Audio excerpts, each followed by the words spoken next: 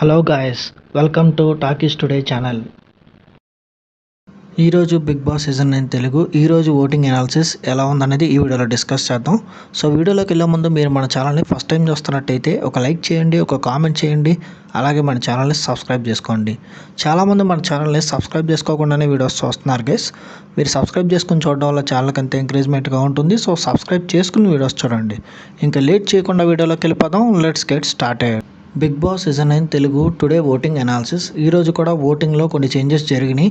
అయితే ఎక్కువ percentage of voting changes జరిగినాయి. వాళ్ళు ఎవరెవరు టాప్ జోన్లో ఉన్నారు, ఎవరు సేఫ్ జోన్లో ఉన్నారు, ఎవరు డేంజర్ జోన్లో ఉన్నారు, ఎవరు ఎలిమినేట్ అవకాశాలు ఎక్కువ అనేది ఈ వీడియోలో చాలా క్లియర్గా చెప్పేస్తాను. సో వీడియోని అక్కడ స్కిప్ చేయకుండా ఎండ్ వరకు చూడండి. ఓటింగ్ లైన్స్లో ఈరోజు కూడా టాప్ ప్లేస్లో తనుజ గారే కంటిన్యూ అవుతున్నారు. తనకున్న ప్రీ ఎగ్జిస్టింగ్ ఫ్యాన్ బేస్, అట్లాగే హౌస్లో తన గేమ్, తను మాట్లాడుతున్న తీరు, తను గేమ్స్ ఆడుతున్న విధానం తనని ఫస్ట్ ప్లేస్లో ఉంచుతున్నారు. సో ఈ 7 వారాల తన ఓటింగ్ చూసుకున్నట్టయితే తనకి టాప్ 5 అట్లాగే విన్నర్ కూడా అయ్యే ఛాన్సెస్ చాలా ఎక్కువగా ఉన్నాయి.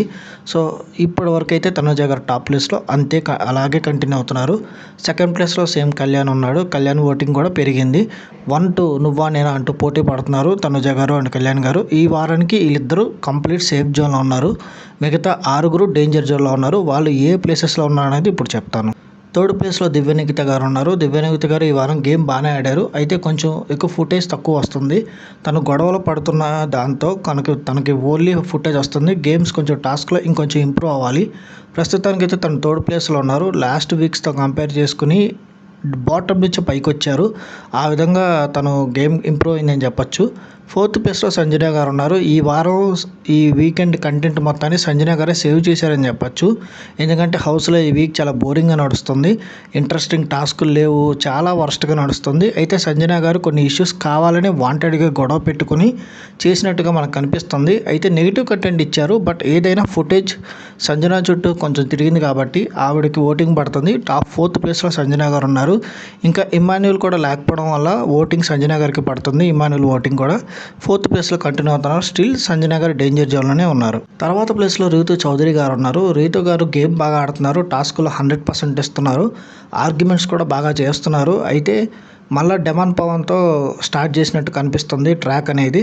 ఎక్కువ ఎపిసోడ్లో వాళ్ళిద్దరూ ఈరోజు కనిపిస్తున్నారు. సో రీతు చౌదరి గారు ఇంకొంచెం బెటర్గా పర్ఫామ్ అయ్యి ఫుటేజ్ ఎక్కువ తెచ్చుకోగలిగితే తను ఇంకొంచెం బాగా పైకి వెళ్ళే అవకాశం ఉంది. తన గేమ్స్లో 100% బెస్ట్ ఇస్తుంది.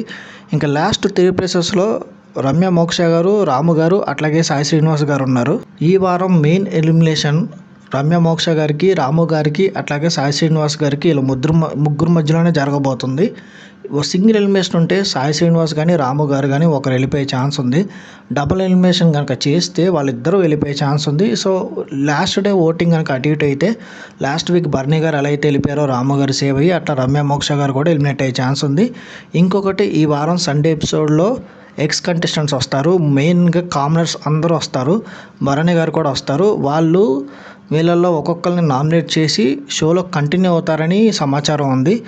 మోస్ట్లీ దమ్ము శ్రీజ రీఎంట్రీ అనేది కన్ఫర్మ్ అయింది. ఫైర్ స్టామ్ అంటూ హౌస్లోకి వచ్చిన వైల్డ్ కార్డ్స్ పెద్దగా కంటెంట్ ఇవ్వట్లేదు. అందరూ ఆ ట్రాక్స్ బాండ్స్ అంటూ టైంపాస్ చేసేస్తున్నారు. సో బయటికి వెళ్ళిపోయిన వాళ్ళ నుంచి కంటెంట్ తీసుకురావడం కోసం వాళ్ళని హౌస్లోకి తీసుకొచ్చి ఒక కొత్త ప్రాసెస్ ప్రవేశపెడతారు.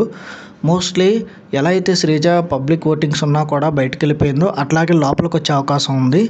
సో ఈ ప్రాసెస్ ద్వారా కొంతమంది బయటికి వెళ్ళిపోతారు, కొంతమంది లోపల ఉంటారు. సో అందరూ డేంజర్ జోన్లోనే ఉన్నట్టు ఈ వారం కొంచెం మనం ఊహించిన విధంగా జరిగే అవకాశం అయితే ఉంది.